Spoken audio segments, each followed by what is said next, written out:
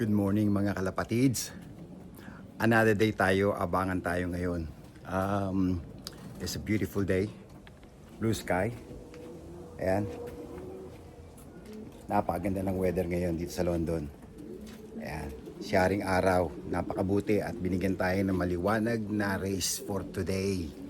Ayan. Pinakawalan ng mga young birds ng 7 a.m. in the morning with a southwest wind. Tama nga yung hinala ko, it will be southwest wind kamukha nung nag-training tayo sa 40 miles Duxford. Yan. So ngayon ang abangan, meron tayong hinihintay ngayon ng mga ibon. Ang pinadala po natin ay 25 young birds. Tinodo ko na lahat. Dapat mga cocks lang. Pero nung bandang huli, nag-handcheck ako sa mga young birds. They look well. They look really well. Sabi ko, lalaban tong mga to, sabi ko. So inisip ko, padala na lang sila. So yun, sinama ko na sila ngayon doon sa ating race ngayon. So it's a second amalgamation, 285 kilometers, 177 miles ang distansya. So time check tayo is 10:24 AM. Yan, 10:24. Yung first fed na nanalo last week, nasa under 4 hours siya. So 3 hours and 55 minutes. Dumating yung ating ibon ng 4:08. So medyo malaki ang gap. So we're talking about 13 minutes. Mahaba-haba yun, no? Pero happy ako kasi ang good news ko sa inyo, yung 6 na tinime in natin, kinlock in natin nung last week Sunday, pasok ho lahat sa federasyon ng top 15. So eto, hindi ko alam, nasa loob yung resulta eh. Nakuha ko yung 5th fed, tapos nag 8, tapos pababa na, sunod-sunod na yon hanggang nasa top 15 tayo. So thumbs up ako. Ang mga young birds natin, they did really well. Ang loft natin, they did well. Yung hard work ko, it pays off. Kaya napakasarap ng pakiramdam nung makita ko yung federation result. Kung may breakaway tayo, well and good. So we will see. Anyway, nakapag-prepare na, nakapaglinis na ng kulungan. Kaya medyo exhausted na. Ano na lang yan, yung adrenaline mataas pa kasi nag-aabang tayo ng ibon. So napakaganda ng weather. So lahat sana makauwi lahat, 25 young birds ang pinadala natin. Last week nga pala, yung Sunday race natin, 13 out of 14 tayo. Same destination, same liberation, 285 kilometers. So I'm happy with that. Gumawa na tayo ng kagabi, nagluto na ako ng nagpakulo na ako ng ginger garlic with honey. Yan. So yan ay nasa drinker na nila yan. Pagdating nila, yan ang ibibigay natin para kung ano man ang nasa loob nila, i-clear na lang nila. So tapos light feed to begin with, and then heavy food afterwards. Samahan niyo ako sa pag-aabang. Let's go! Mga kalapatids, time check tayo. 10:41. So siguro dapat meron tayong mga ibon mga within 5 to 7 minutes. So kung gusto nating manalo sa federasyon o to get to the amalgamation result, siguro mga 5 to 7 minutes dapat may isang ibon na tayo. So sige, samahan nyo lang po ako sa pag-abang ng mga young birds natin. Let's go! Time check tayo. 10:50. So again, yung first bird namin sa federasyon, dumating siya ng lumipad ng 3 hours and 55. So I wanna beat that time. Pero hindi posible, kahit malakas ang hangin, sasalubungin nilang pabalik dito kung may drag ang mga ibon. Hindi naman imposible may breakaway eh. So 25 birds, I'm sure at least isa magbe-breakaway. Sana. Susuot ko na to kahit mainit, para hindi mailang yung ibon sa atin, kasi ito palagi lang nakikisuot ko eh.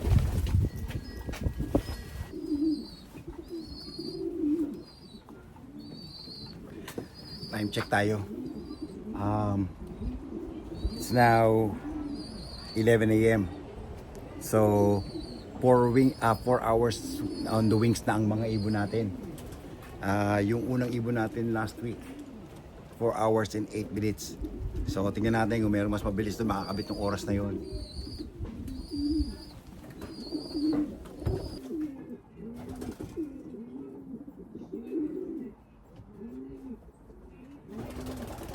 Sino kaya ang makakabutas?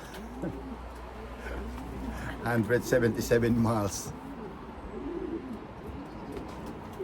11:03.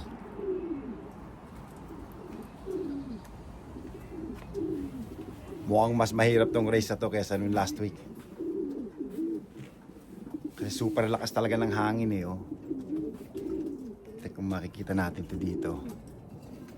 Ayan, sa sky. Ang tuli, no? Ang bilis ng ulap.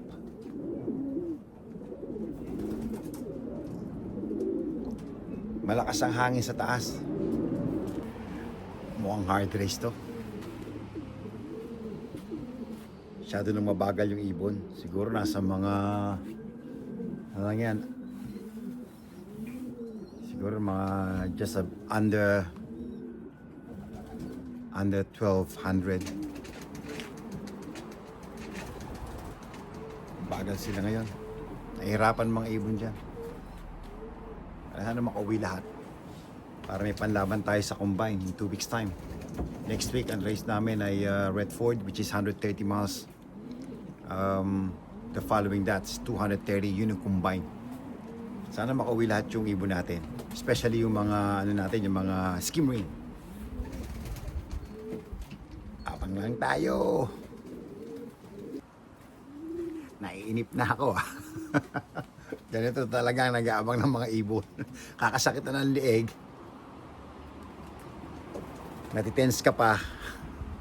Parang pressure ka rin. Kung pwede lang tulungan ng mga ibon, tutulungan mo, di ba? Anyway, I've done my bit, so it's their part now to do the rest. Ayan, may ibon tayo isa. Time check, 11:41. Come on, come on, come on, come on.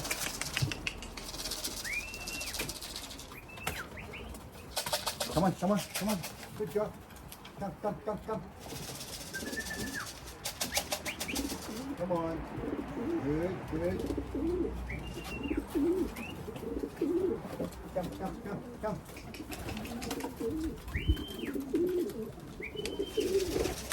Come on, come on, come on. Good job. Come on, come on. Come on, come on. Come on. Okay, si Esring.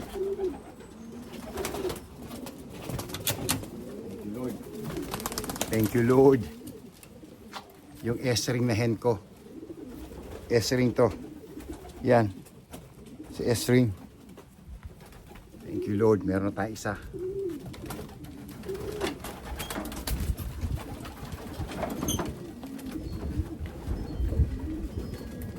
Dito nga nang galing. Dito, sa side na to. Parating na yung mga yan.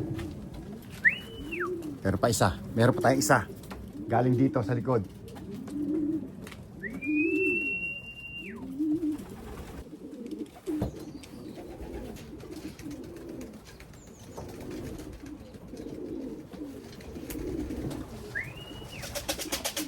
Come on. Come on. Very pagod na pagod. Grabe. Oh my God. Ay, sa mga hen ko. Sa mga hen. Come on, come on, come on, come on. Come on. Come on. Come on. Come, come, come, come. Come on. Come on, buddy. Come on, come on. Come on. Oh. Come on. Good, good. Come on. It's okay, it's okay. Actually, bad trapper talaga tong hen na to. Pero talk na natin. Guys, good afternoon again. Eto, ano na, time check. 12:11 in the afternoon. So i-end ko na tong video na to. Hindi natin alam kung gaano kahirap yung race, pero yung imagine ang laki ng gap. Yung first video ko last week from the same race, yung sister nung una nating ibon ay 4 hours and 8 minutes.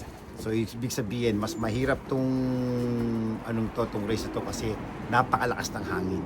So yun lang. Update ko na lang kayo. Stay safe and God bless.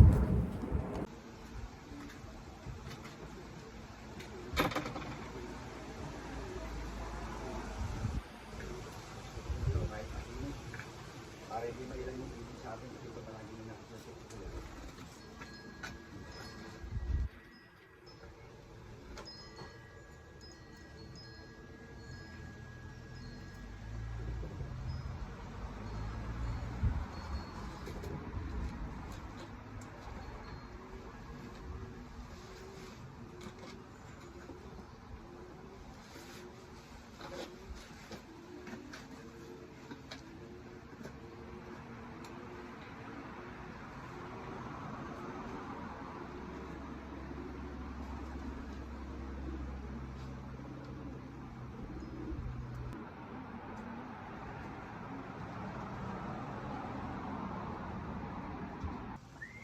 May ibon tayo. Ayan, may ibon tayo sa time check, 11:41.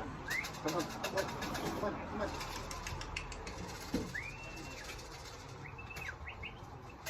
Come on, come on, come on. Good job. Come, come, come, come. Come on. Good, good. Come, come, come, come.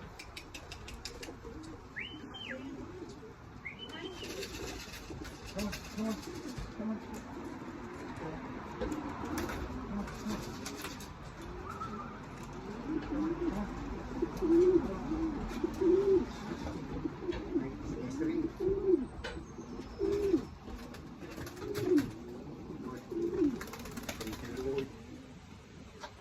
Kestering na hen ko. Kestering to. Yan.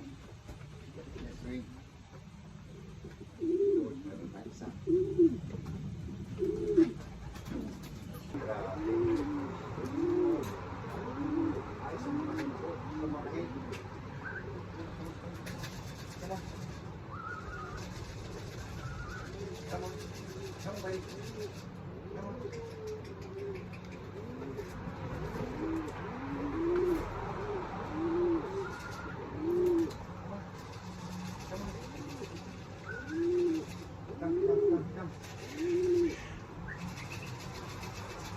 Come on. Come on, buddy. Come on, come on. Come on. Oh. Come on. Good, good. Come on. Okay, okay. Actually, pagkakar talaga tingin ako. Sarap na natin. Good morning mga kalapatids. Sana naman sa mabuti kayong kalagayan. Sunday today. Update ko lang kayo sa race kahapon. Ang dumating na ibon natin ay 14 lang out of 25. Yung unang ibon nating dumating ay kapatid nung 3 times fed cards natin this year. Yun yung ate niya. Kumbaga she's a first clutch. Tapos yung consistent hen natin ay second clutch. Ngayon, yung 4 na magkakapatid na yun nakabalik, so I'm happy with that.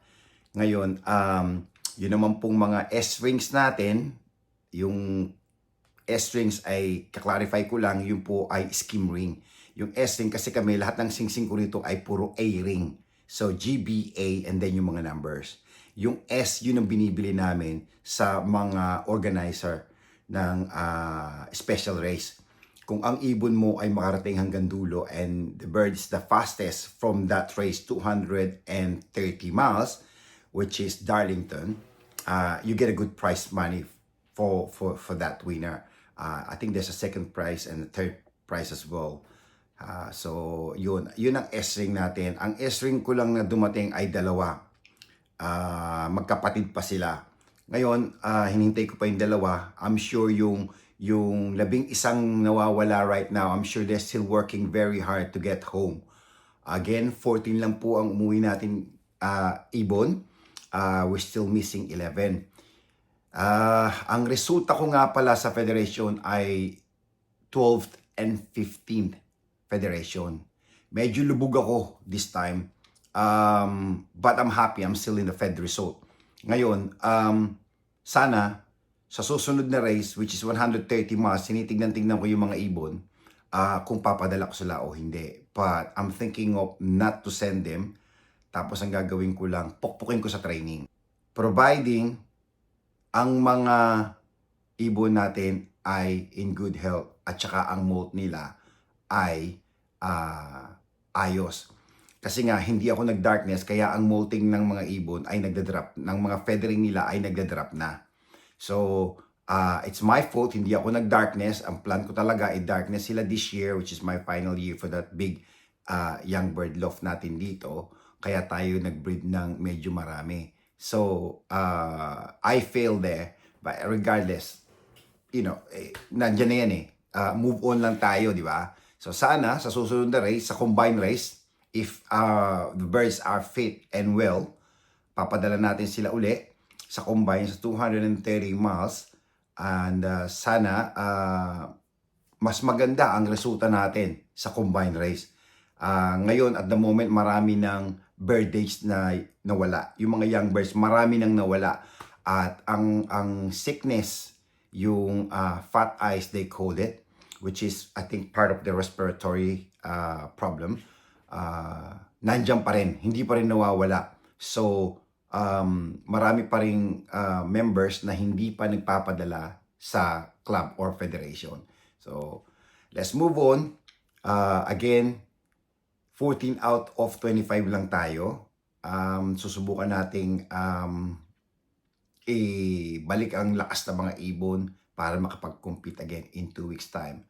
So, muli, salamat sa panonood ng mga video ko. Sa mga nag-subscribe, maraming salamat. Sa mga hindi pa nag-subscribe, please subscribe naman po kayo. Supportahan nyo ang channel ko. And para marami kayong mapanood na marami pang video. Marami pa tayong bibisitahing mga top flyer dito sa UK. So hanggang dito na lang. Stay safe and God bless.